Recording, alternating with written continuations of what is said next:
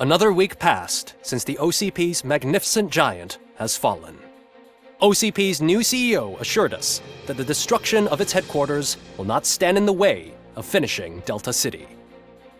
Japanese corporation Kanemitsu has already shown interest in OCP's most prominent project. We at Media Break welcome them with open arms. Delta City, yokoso! From the City of Wonders, we're back to Detroit. John Mills goes down in the history of the city as its shortest-serving mayor, excluding premature death. He offered his resignation on his very first day of office. According to a reliable source, Mills expressed, and I quote, "I did not sign up to run this dump."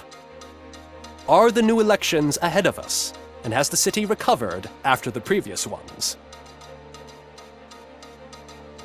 Now it's time to introduce a new segment, You the Detroiters, where we share feel-good stories from our local communities. Disgraced Senator Farrell took hostages at the local theater and called for his reinstatement. However, a former vagrant and the theater's newest employee managed to defuse the situation. When asked why he decided to risk his life, Pickles, a European cinema connoisseur, said that it was simply disrespectful to interrupt the screening.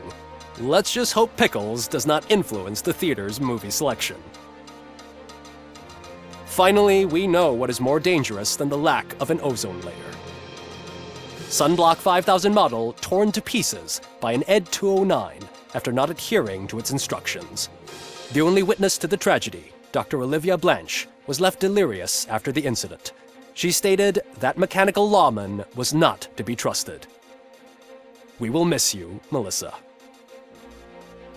A defamed reporter funded by terrorists. After trying to illegally broadcast a hit piece aimed at OCP, Samantha Ortiz has been spotted collaborating with a terrorist group led by a woman known in the underworld as Bertha. OCP denied. We're sorry for the disturbance. Fortunately, this time it was a minor one. Let's move on. A new world record has been set in Detroit. A man called Funeral Bob attended his 1000th funeral this year. The record-breaking funeral belonged to Max Becker, a former OCP executive. As it turned out, Bob was its only attendee. The OCP delegation did not arrive due to a rescheduled business meeting. We hope the meeting went well. Moving on. The owner of a local restaurant, Onion Baji, in cahoots with a ring of zoo thieves. The restaurant was proved to source the ingredients through crime. The arrest was made by a rookie neighborhood cop, Ulysses Washington, and according to his statement, it wasn't the first animal he had saved. One question still remains unanswered. What happens to Robocop's human status?